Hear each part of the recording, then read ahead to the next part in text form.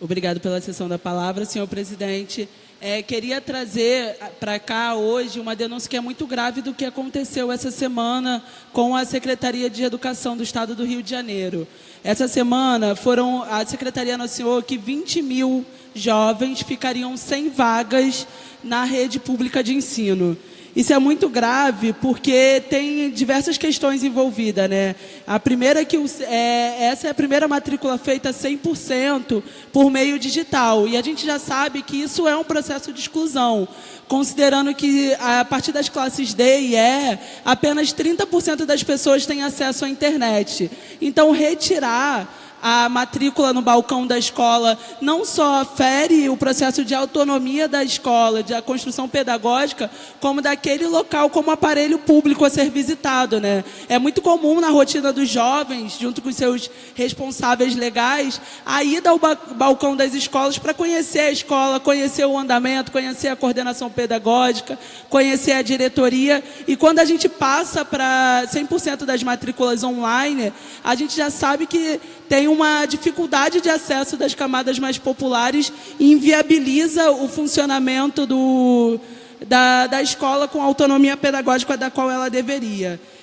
A partir disso, quando a gente vai olhar o mapa desses 20 mil estudantes que ficaram sem vagas, é muito comum a gente ver que isso está relacionado às áreas periféricas, seja da cidade do Rio de Janeiro, como do estado como um todo. Por exemplo, em Bangu, mais de 1.000 estudantes estão sem professores. Ou seja, não tem concurso para a área de professores em Bangu e não tem reposição dos professores que se aposentam. Em Campo Grande, também o Conselho Tutelar entrou com uma medida que encaminhou uma denúncia ao Ministério Público, porque são inúmeras queixas de inúmeros jovens sem vagas. Então, a gente percebe que é um corte muito significativo, né? Na cidade do Rio de Janeiro, na Zona Oeste, onde vive 1/3 dos habitantes, 2 milhões, é uma área atingida de fechamento de turmas, turnos e escolas sistematicamente de falta de concurso para professores.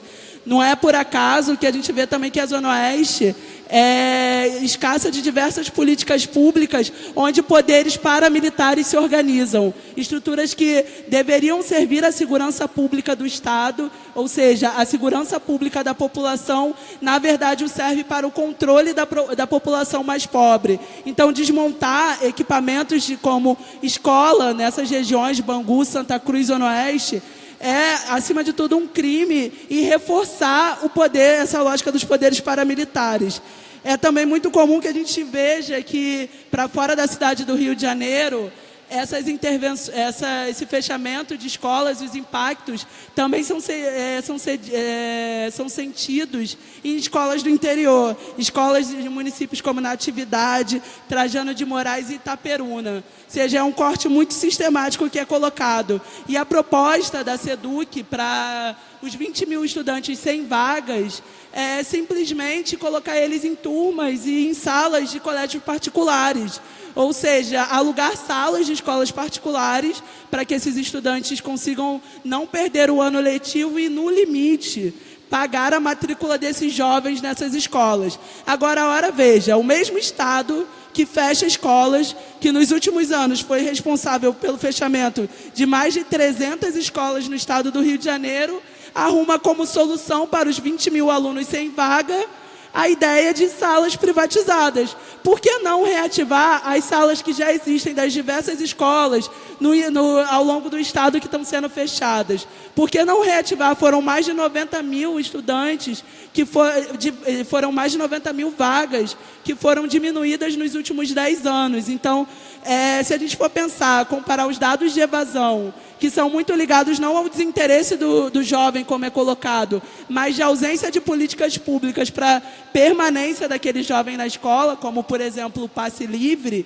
E aí a gente cruza os dados de evasão, cruza hoje os dados desses 20 mil jovens sem ofertas de vaga e a gente pensa, não está faltando vaga, está faltando estruturação de uma política de educação que seja pública, gratuita e de qualidade para todo mundo. O que está sendo colocado é a dificuldade de escolarização das camadas mais pobres. Não é diferente da situação que vem acontecendo na UERJ também. A UERJ, nos últimos anos, como essa Casa Legislativa bem sabe, e da qual tive a honra de participar das mobilizações da minha universidade, vivemos mais de 3 anos uma precarização que só foi possível a abertura regular da UERJ a partir da aprovação dos duodécimos. Ou seja, todo o orçamento das universidades foram prejudicadas. E hoje, quando a gente chega uma perspectiva para a UERJ, tanto para o orçamento de duodécimos, quanto para os bolsistas e professores de um calendário que regulariza o pagamento e vincula o pagamento das bolsas ao dos servidores do Estado, a gente vê que a primeira medida do governo Witzel, a primeira bolsa que o Witzel pagaria na UERJ, já começa atrasada. Os estudantes da UERJ retornam às aulas agora, 25 de fevereiro. E suas bolsas referente ao mês de janeiro, que seria paga em fevereiro, ainda não foram pagas. Então, não foram dadas nem pela Secretaria de Fazenda as bolsas da qual a perspectiva é 1º de março apenas. As bolsas de janeiro, que seria recebida em fevereiro, só vão ser recebidas 1º de março. E as bolsas da FAPERJ, de iniciação científica, só vão ser creditadas a partir do final desse mês de fevereiro. Assim aponta a FAPERJ e assim aponta a Fazenda do nosso Estado. E aí a gente vê que é gravíssimo que os estudantes vão começar as aulas agora no 25 de fevereiro sem perspectivas. A UERJ, a UES e a UENF, como institutos de ensino superior do Estado do Rio de Janeiro, eles representam não só a população fluminense como um todo, mas como um exemplo de inclusão de educação, como um exemplo de uma universidade que possa se pintar de povo. Há mais de 15 anos, a UERJ tem cotas sociais e raciais para estudantes oriundos de escolas públicas. Há mais de 15 anos, a gente tem uma universidade muito mais enegrecida. Tenho orgulho de falar isso porque tenho orgulho de me assumir como estudante cotista da UERJ. Então, ver os sistemáticos processos de sucateamento da universidade é ver desmontar toda uma política de inclusão de uma universidade mais popular. Ver hoje que os estudantes cotistas vão começar a graduação, o semestre, no dia 25 de fevereiro, sem bolsa, é desalento. Tem estudante que não vai conseguir sair de casa, tem estudante que não vai conseguir pegar o trem, que não vai conseguir chegar à universidade, não vai ter dinheiro para se alimentar, não vai ter condições de sequer tirar xerox para conseguir fazer as matérias. Então, é fundamental aqui fazer a denúncia do que acontece hoje com a educação. Se a gente pensa uma sociedade que se estruture por pilares que seja de combate à desigualdade, o investimento em políticas públicas como saúde, educação e cultura é primordial. É primordial a valorização de territórios hoje que são controlados por poderes paramilitares e são justamente territórios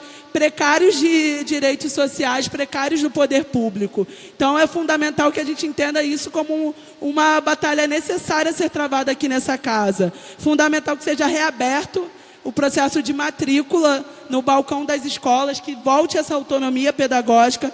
É fundamental que a Secretaria de Educação tenha mais transparência no que são o processo de inscrição desses estudantes. É preciso saber quantas vagas tem, quantos estudantes estão fora, como funciona a lista de espera dessas escolas. É preciso apresentar perspectiva para esses estudantes. E a transparência é fundamental nesse sentido. Para além disso, gostaria de dizer que a bancada do PSOL, que tem a educação como pauta primordial e fundamental para uma sociedade mais justa, já oficiou a Secretaria Estadual de Educação, já também entrou no Ministério Público com uma solicitação para averiguação desse caso. Seguiremos na luta por uma educação pública que seja gratuita, de qualidade e socialmente referenciada.